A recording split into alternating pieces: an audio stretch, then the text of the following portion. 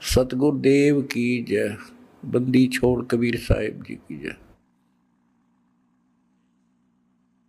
बंदी छोड़ गरीबदास जी महाराज जी की जय। स्वामी रामदेवानंद जी गुरु महाराज जी की जय हो।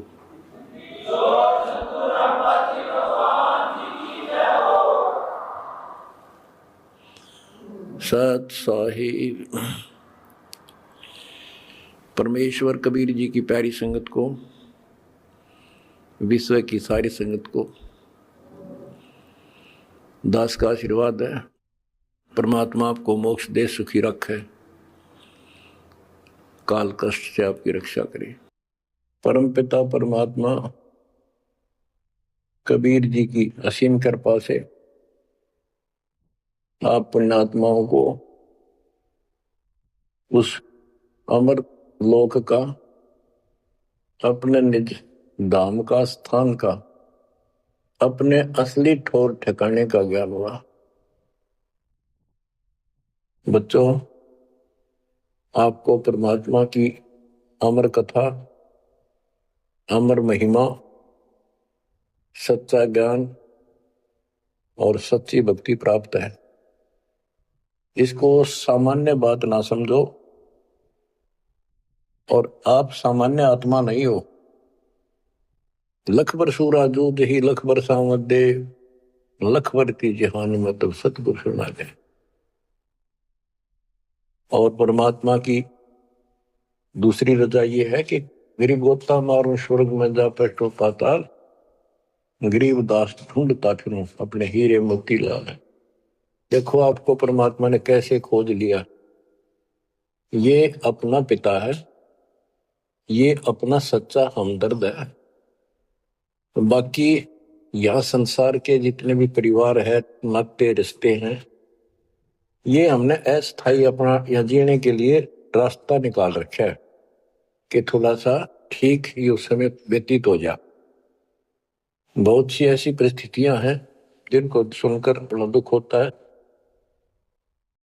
इस लोक का कोई भी ऐसा नाता हमारा साथ सदा नहीं देगा। अगर हम माता पिता को अपना समझते हैं, वो भी कभी भी हमारा साथ छोड़ सकते हैं। क्योंकि जिस लोक में जहां मृत्यु है, वह हम किसको साथी माने कि हमारे साथ रह जाएगा। तो हम उनको अपना तो मानते हैं और मानना चाहिए कि हमारे साथ रह रहे हैं, और प्रेम अपने आप हो जाता है।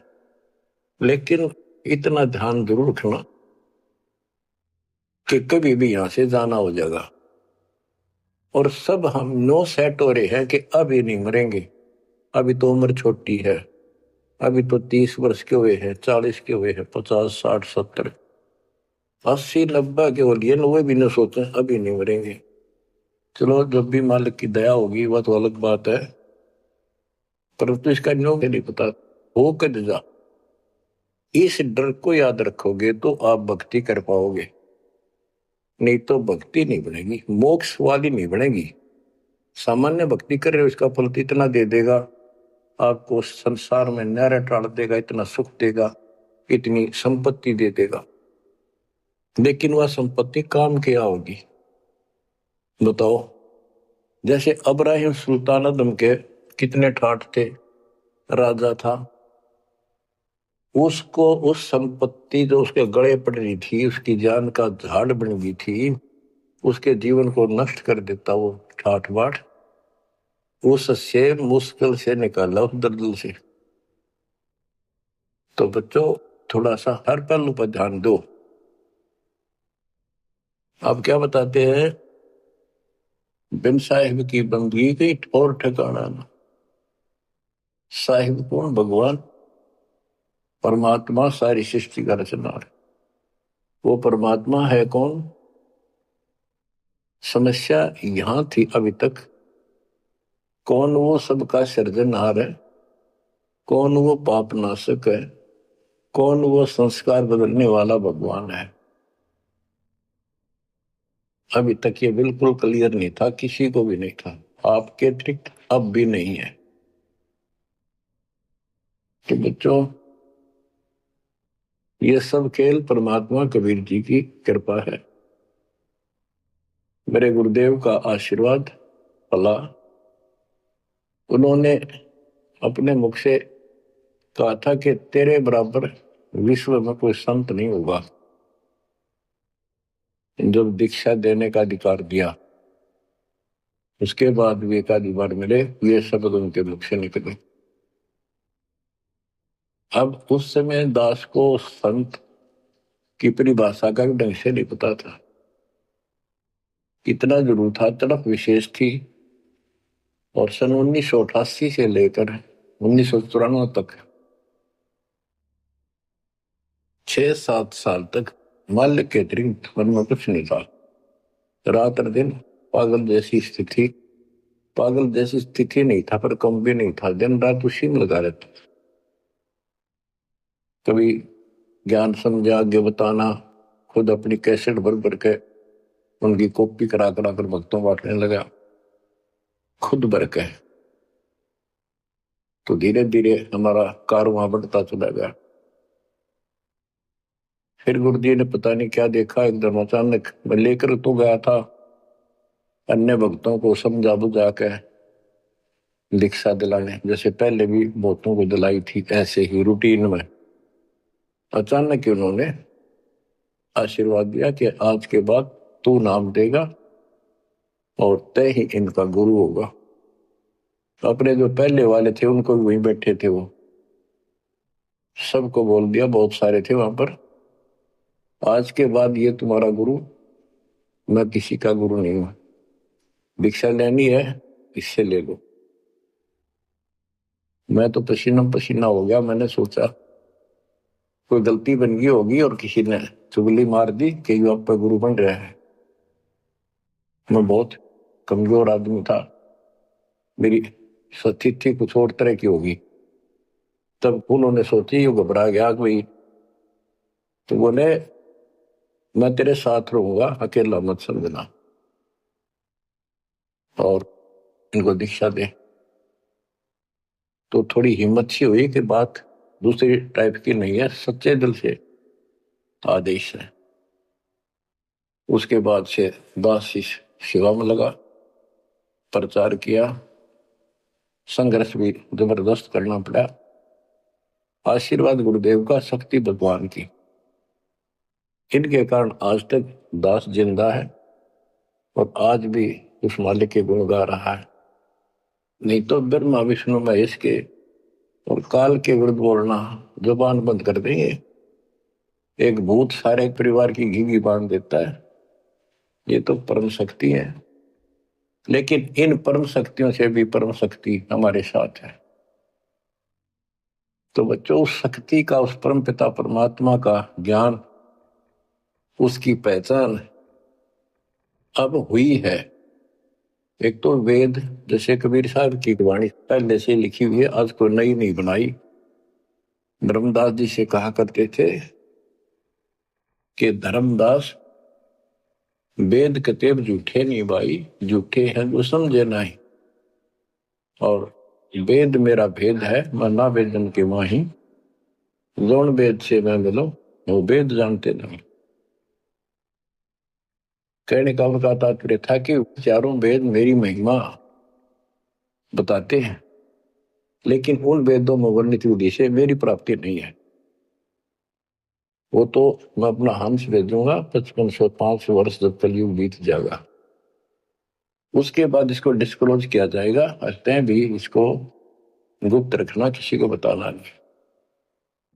अब परमेश्वर कबीर जी की ऐसी मृदा से, सभी ग्रंथों से, वेदों से, गीता से, कुरान और पुराण से सिद्ध कर दिया है कि ये काशी वाला दुल्हा, ये वो परमात्मा है जो सारी सृष्टि का रचनहार, हमारा सच्चा साथी, हमारे दुखों का निवारण करने वाला, हमारी रक्षा करने वाला। अब इसके साथ साथ 6 आई विटनेस आपके सामने पेश किए, जैसे संत गरीबदास जी, संत धर्मदास जी, संत मलुकदास जी, संत दादू दास जी, संत नानक दास बाबा जी, संत गीसा दास जी। इन 6 के 6 ने स्पष्ट कर दिया, ये परमात्मा धानक काशी वाला ये परमेश्वर है। उसकी भक्ति क्या है वो भी स्पष्ट कर रखी है गरीबदास जी ने। और मेरे गुरुदेव के पास ये संपूर्ण मंत्र थे, दास को खजाना देंगे कि खर्च और आगे बढ़ सबको बता। तो बच्चों, अब आपको सर्वंगी साक्षी के अंक की कुछ वाणी सुनाता हूं। गरीब जीवा दत्ता को मैंने दक्षिण बीच दयाल, सूखा खूंट हरा हुआ ऐसे दीन दयाल। गुजरात प्रांत के अंदर भरूच नाम का एक शहर है, उससे 12-13 किलोमीटर की दूरी पर एक मंगलेश्वर गांव है। वहां नर्मदा एक टापू को 2 हिस्सों में कर देती है। तो उस टापू को पहले शुक्ल तीर्थ नाम दिया गया था, गांव शुक्ल तीर्थ। वहां पर ये दत्ता और जिया 2 ब्राह्मण भाई थे, ये आपको बता रखा कई बार। तो कहते सूखा खूंट हरा हुआ ऐसे दिन था।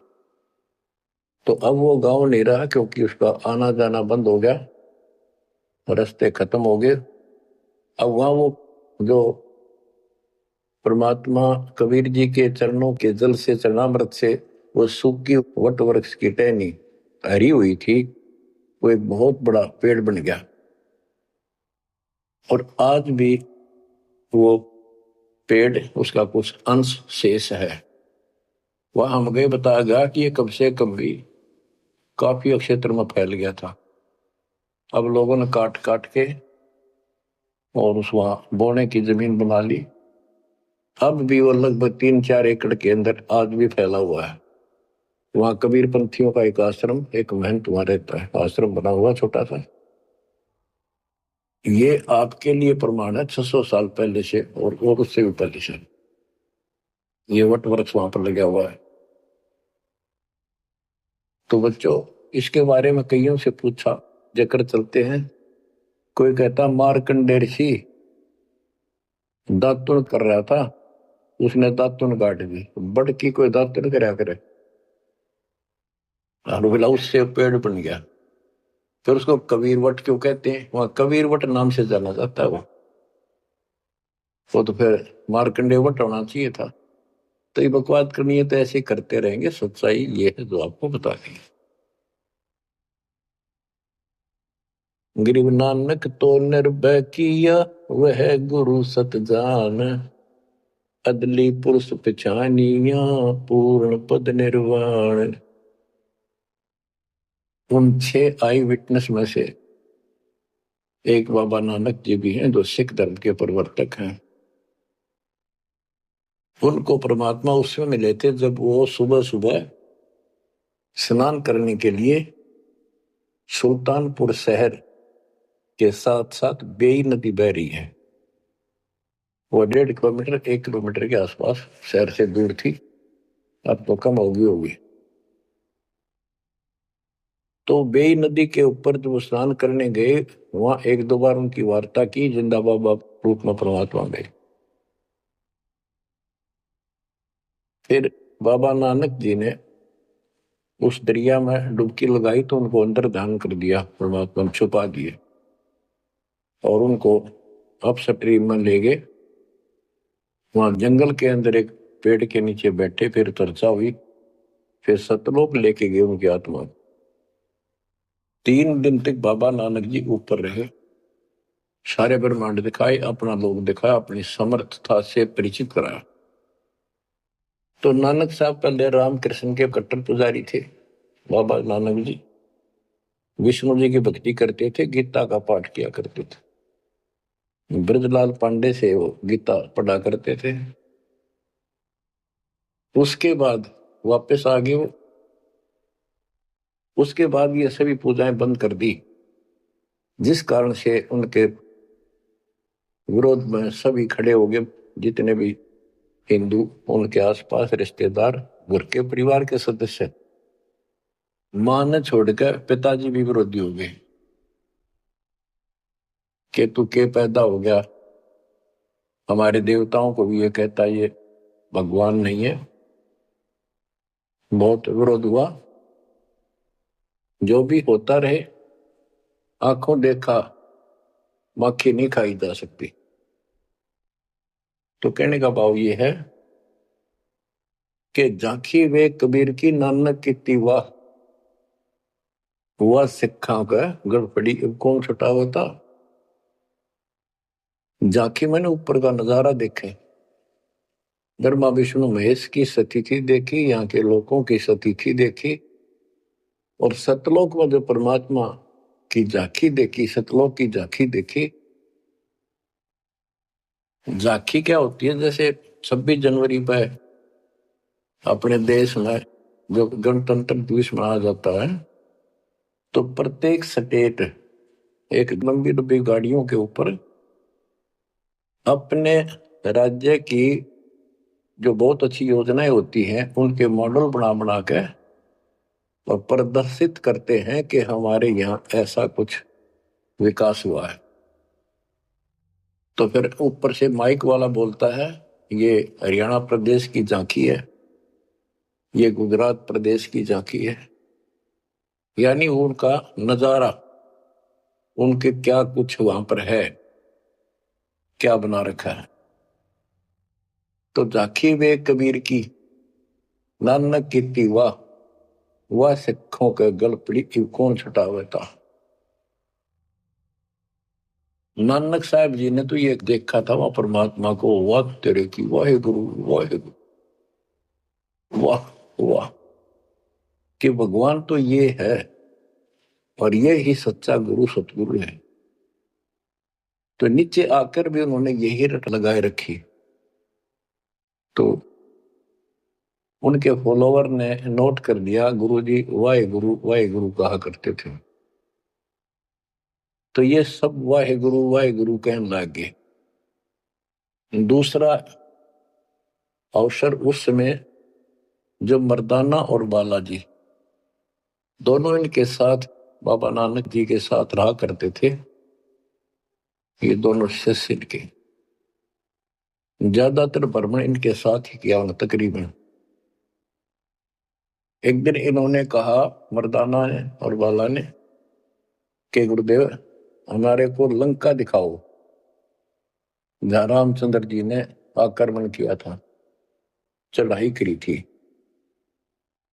तो बाबा नानक जी ने कहा कि आंखें बंद करो, फिर कहा खोलो। आंखें खोली तो समुद्र के किनारे खड़े थे और उन दोनों से कहा कि आप मेरे पीछे पीछे चलते आओ, वाहे गुरु बोलना।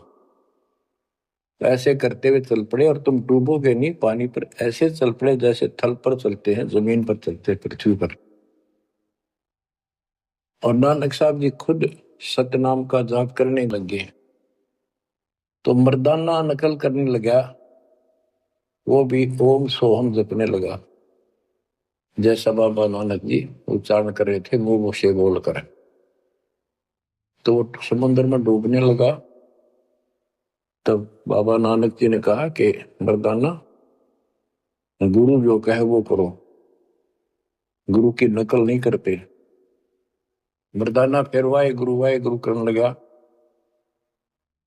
तो वो ठीक हो गया, ठीक से चलने लगा।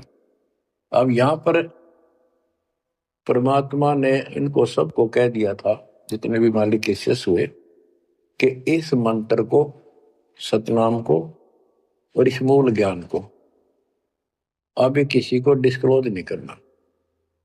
तो बाबा नानक जी 5 नाम देते थे इनको सबको, बस वो 5, जैसे हम 7 नाम देते हैं, बीच बीच के 5 दिया करते थे। तो कहने का भाव ये है, एक तो ये सतनाम कहीं बाहर ना जावे इसलिए झटका दे दिया, और बाला ने सब जगह बता दिया, लिखवा दिए जन्म साखी भाई बाल्यवाड़ी में ऐसी ऐसी घटना हुई। उसके बाद सिख समाज इस चीज से हिचक गया डर गया कि जैसे मर्दाना जी ने गुरु जी का आदेश की उल्लंघना करके और सतनाम जाप करने लगा था, ये डूब गया, मर जाता। इसलिए हमने इस नाम का जाप नहीं करना है। और वो मनाही यूं करी थी कि वो समय नहीं था इसके बताने का। झटका इसलिए दिया था कि उन्हें लिखना था वाणी में, लिखना होता जैसे गरीबदास जी ने सारा लिख रखा है। ओम सोम मंत्र जपिए, योग युगत्या दोहनी तपिए। ओम सोम मंत्र सारम, सुरति निर्तीश करो विचार। तो बाबा नानक जी ने भी प्राण संगली के अंदर ये लिखा था। बाद में प्राण संगली इन्होंने कति ग्रंथ साहब में भी बैंड नहीं किया, पलक रख दी, बल्कि जल प्रवाह कर दी थी, खत्म कर दी थी कि कोई सिख बच्चा इसमें ये मंत्र ना पढ़ ले और गुरु जी की बात की अवहेलना हो जाए। ये बात तो इस शकल में थी। अब गरीबदास जी कहते झाकी वे कबीर की न की वाह, वह सिखा का गड़पड़ी कौन छुटावता। अब इनको समझाना चाहे कि ये उस परिस्थितियों में मना किया था और ये नाम है जाप करने का। अब ये मानने को तैयार नहीं।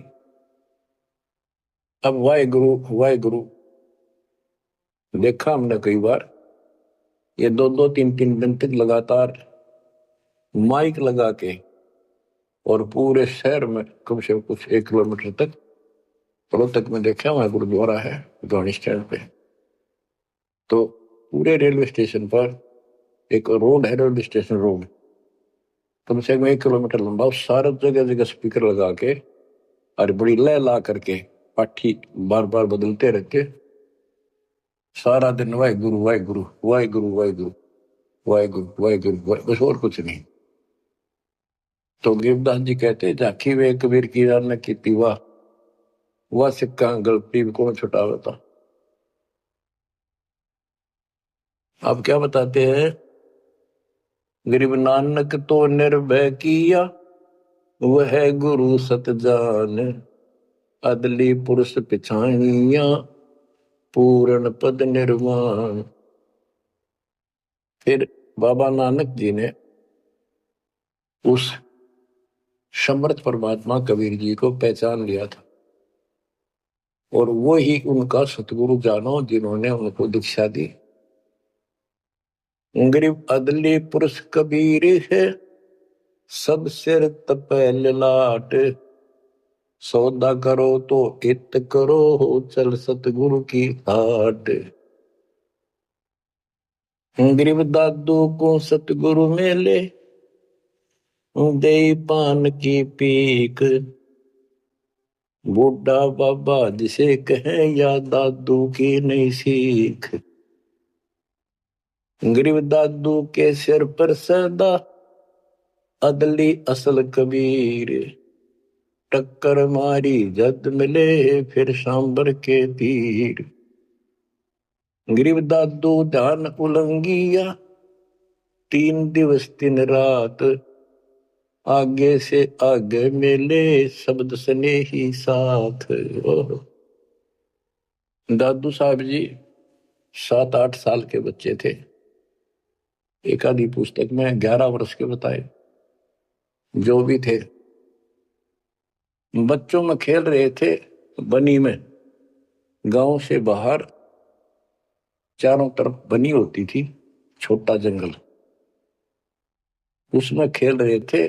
परमात्मा कबीर जी जिंदा बाबा के रूप में वहां आए, बैठ के परमात्मा की कथा सुनाने लगे और बच्चों ने ध्यान नहीं दिया। वो बच्चा दादू बहुत निकट आकर बैठ गया, बाबा और बताओ, बाबा और बताओ। बहुत अच्छा, अच्छा लग रहा है। फिर दीक्षा लेने का मन किया। फिर कबीर साहब ने एक पान के पत्ते पे, और आस पास पौधे उग जाते थे, पान के पत्ते पे एक मंत्रित जल डाल के उसको दे दिया और नाम दे दिया। तो बच्चे भी वो देख रहे थे, थोड़ा दूर बैठे थे, वो चले, वो बात उनकी इंटरेस्ट नहीं था पर खेल रहे थे, थोड़ी दूरी पर जा खेलने लगे।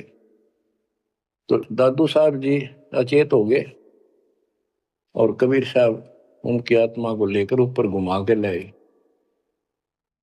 जब दादू साहब गिर गए, बच्चों ने आके देखा क्या हो गया इसका, बाबा अंतर्ध्यान हो गया। उन्होंने गांव में आके बताया ऐसे ऐसे हो गया, एक बाबा ने पता नहीं कैसा पानी पिला दिया इसको, ये बेहोश हो गया। तो घर वाले उठा कर ले गए, मरा नहीं था, सांस चल रहे थे, लेकिन कोमा में जैसे चले जाते ऐसे थे। तो दादू साहब जो है 3 दिन और 3 रात अचेत रहे। तो फिर उनको ऐसे झाड़े जुड़े लगवाए, सारे कर्म कर लिए, पर वो होश में नहीं आया, फिर अपने आप उठ के बैठ गए। फिर उसे पूछने लगे आपको क्या हो गया, वो कौन था। जो एक बूढ़ा बाबा आया था, बच्चों ने बताया कि बूढ़ा बाबा था और उसने ऐसे ऐसे पता नहीं क्या मंत्र बोल कर जल पिला दिया, हम देखा थे दूर तक। तो दादू साहब जी ने बताया वो कौन था, बताता हूँ। गरीब दादू ध्यान उलंगिया, 3 दिवस 3 रात, आगे से आगे मेले शब्द सने ही साथ। गरीब आसन अचल कबीरे का, सबका सतगुरु एक, ब्रह्मांड 2100 देख ले, धूमे के सिरेखो।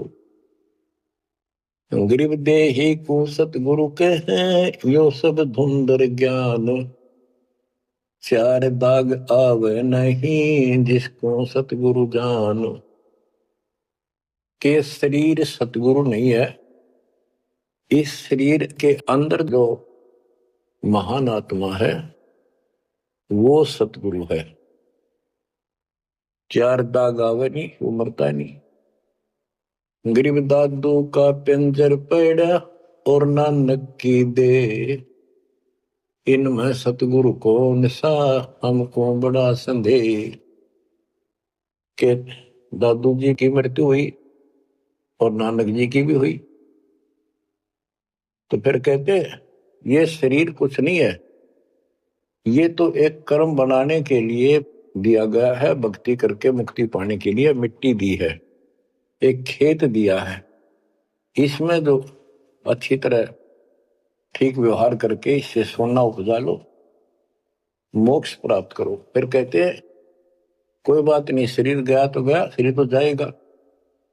गरीब खोड़ पड़ी तो क्या हुआ, झूठी सब पटीट, पंछी उड़ा आकाश को, चलते कर गया बीट। देखो इस ज्ञान से आपके हृदय में एक दिन ऐसा हो जाएगा, आपको मृत्यु का डर कभी नहीं रहेगा।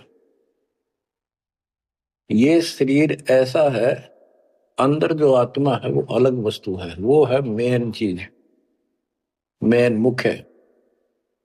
और ये ऊपर एक कवर है, कपड़ा पहना रखे, संतों ने इसको खोड़ चोला वस्त्र भी कहा है। गरीब खोड़ पड़ी तो क्या हुआ, शरीर पड़ा रह गया तो क्या होगा, कुछ नहीं हुआ। झूठी सब है पटीट, ये ऐसा का पंछी उड़ा आकाश को, चलता कर गया बीट। जैसे पक्षी बीट कर दे तो बीट पक्षी नहीं है, वो तो टट्टी है। इसी प्रकार ये शरीर और आत्मा की तुलना करें तो आत्मा पक्षी समझो, शरीर एक बीट पक्षी की टट्टी गोबर। और ना समझ में आती होता है मेरे पास 2 दिन घर में रख के देख लो, शरीर छुट्टे पाछा, इसमें कीड़े पड़ जा, बदबू उठ जा, सिड़ जा कति। तो इसको हम सब कुछ मान रहे हैं।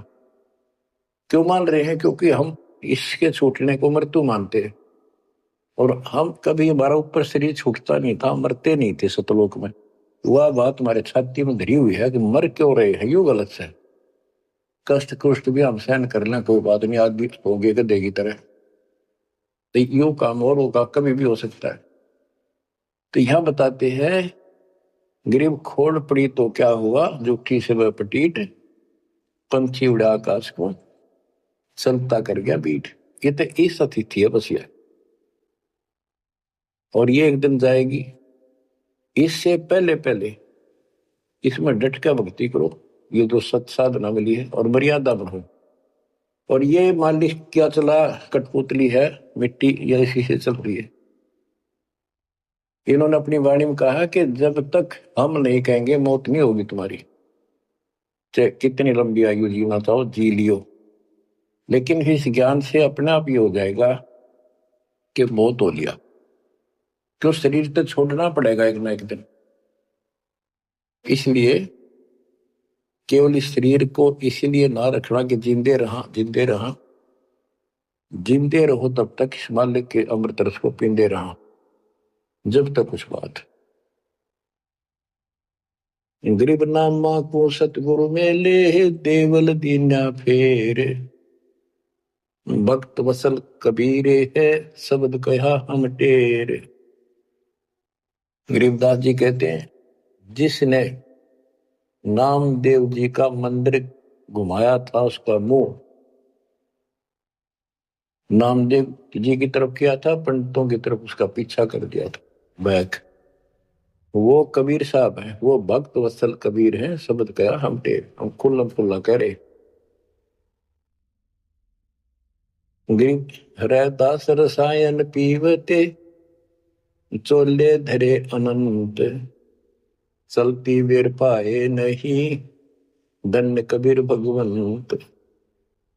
इन वाणियों में सैचुरेटेड ज्ञान है, बहुत कोड वर्डों के अंदर है। रविदास जी के बारे में बता कि पंडितों ने उनकी बेइज्जती करनी चाहिए, तो परमात्मा ने दया करी, 700 रविदास रूप बन गए थे। वो प्रकरण है, अब इतना नहीं सुनाऊंगा, वो आपने पढ़ रखा है, सुन रखा है। फिर बताते हैं कि चलती बार पाए नहीं, धन कबीर भगवंत। तो मगर से सहज शरीर गए तो उनका शेर नहीं मिला था। गरीब तेज पुंज की सैल है, तेज पुंज के धाम, सेवक हैं तेज पुंज के, तेज पुंज के राम। सतलोक की जानकारी दे रहे हैं। सतलोक के अंदर सब अमर सतिथि है, सभी अविनाशी पदार्थ हैं। वहां तेज पुंज के सेवक हैं, तेज पुंज के धाम यानी नूरी, सब कुछ नूर से बना है। और तेज पुंज के राम परमात्मा भी तेज पुंज का है। गरीब आकार भार नहीं